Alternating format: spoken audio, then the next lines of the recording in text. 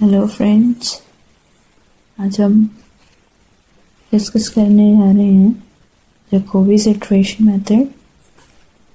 तो हम question start करते हैं।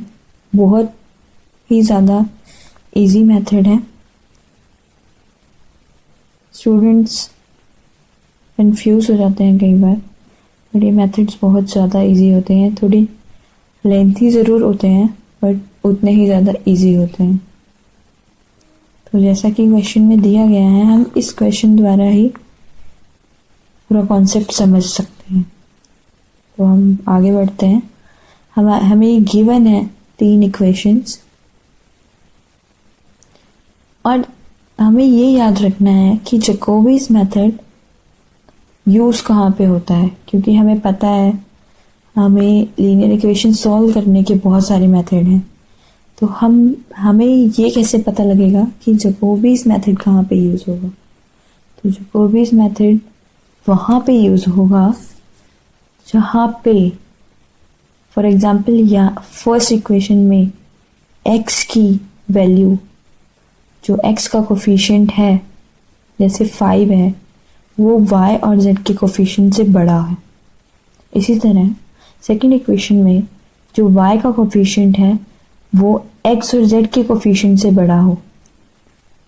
इसी तरह थर्ड इक्वेशन में जो z का कोफिशिएंट है वो x और y के कोफिशिएंट से बड़ा है।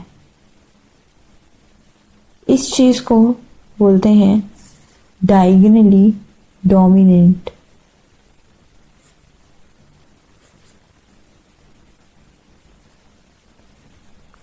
तो किसी इक्वेशन का, सिस्टम ऑफ इक्वेशंस का डायगोनली डोमिनेंट होना मतलब कि वहाँ पे हम जैकोबीज मेथड यूज़ करेंगे। तो ये रिक्वायर्ड कंडीशन है।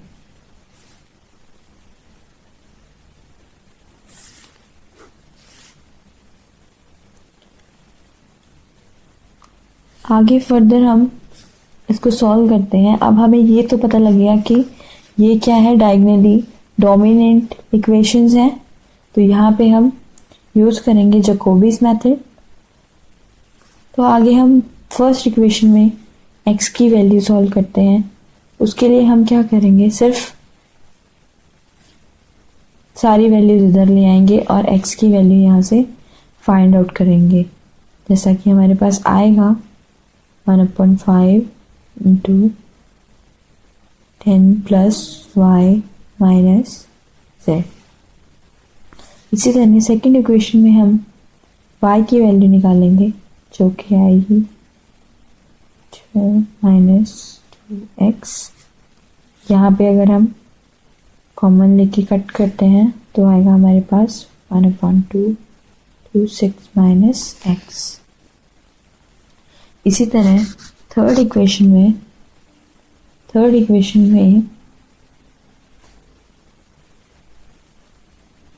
हम z की वैल्यू निकालते हैं।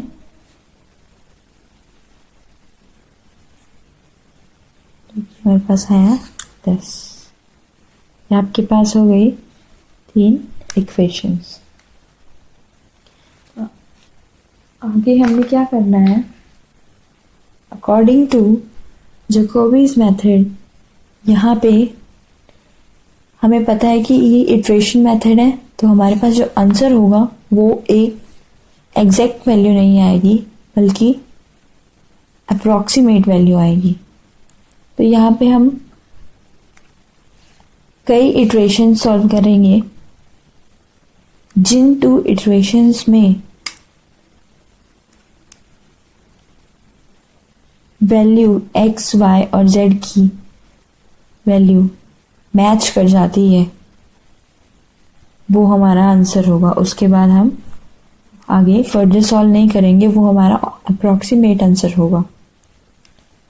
इसको सॉल्व करने का क्या तरीका है, हम लेंगे x in 1/5 10 plus y n minus 1 minus z n minus 1। ये आप देख सकते हैं कि जो हमने एक्स एन की पावर लेनी है, उसी इक्वेशन में बाकी जो वेरिएबल्स हैं y और z, उनकी जो पावर होगी वो x की पावर से लेस देन 1 होगी। इसी तरह हम जब इस इक्वेशन में पुट करेंगे तो हमारे पास क्या आएगा, 6 माइनस एक्स की power n minus 1, same z n 1/5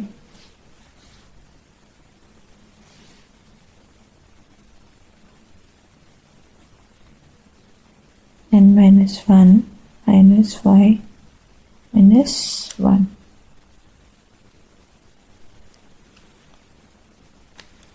हो गया। अब हम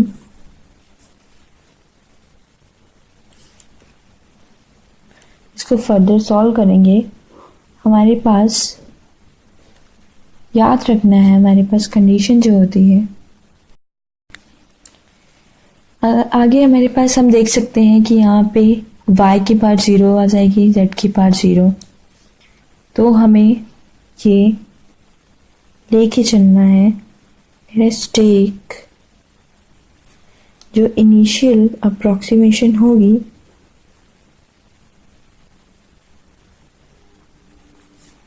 एज x की power 0 is equals to y की power 0 is equals to z की पावर is 0। हमें ये पुट करना है ऊपर वैल्यू में। जैसे कि हम लेते हैं इटरेशन 1, इसको सॉल्व करने के लिए हम इस वैल्यू में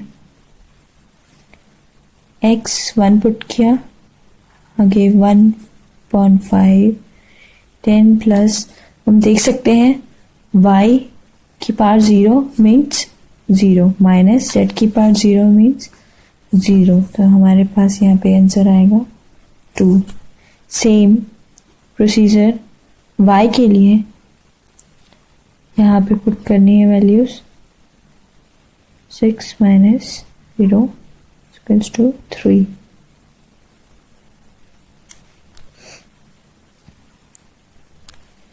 बहुत ही इजी सम होते हैं ये। हम सॉल्व करते हैं। 1 0 0, आंसर आ गया 10 माइनस। तो हम देख सकते हैं इटरेशन फर्स्ट हमारे पास सॉल्व करने पे ये आ गई। इसी तरह हम बाकी की सारी इटरेशंस सॉल्व करेंगे। जब हमने इटरेशन सेकंड सॉल्व करना स्टार्ट किया तो हमारे पास y1 और z1 की वैल्यू कहाँ से मिलेगी, इटरेशन फर्स्ट से हमें y1 और z1 की value milli 3 and minus 0.2।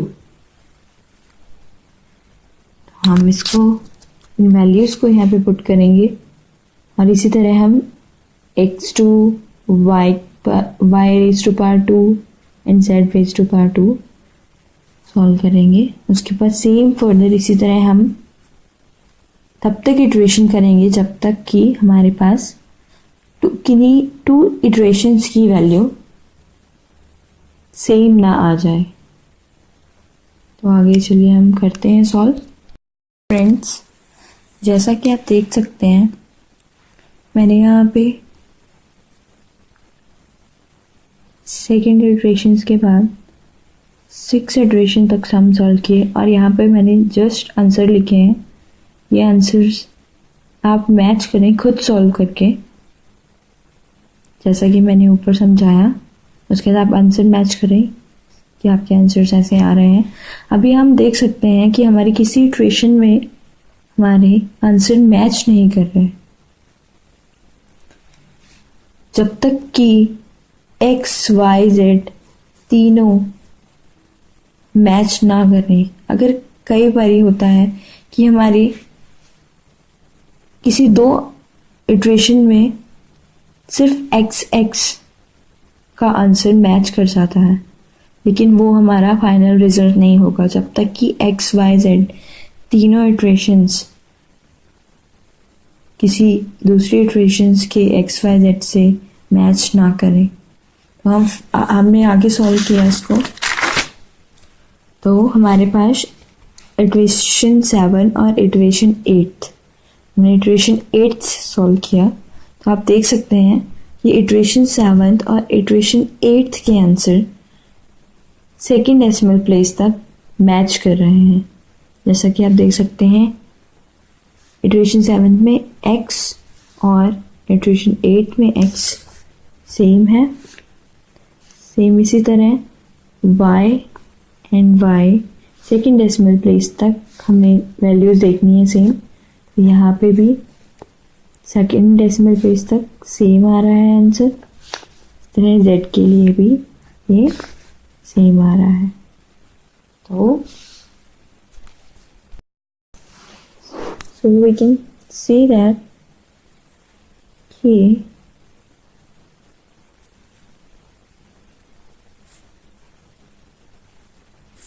that in 7th and 8th iteration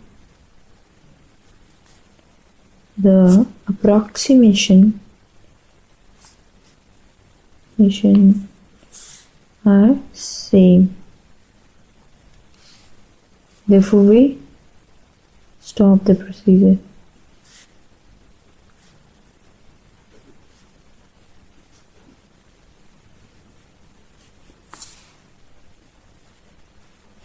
Hence, the given solutions of given system of linear equation is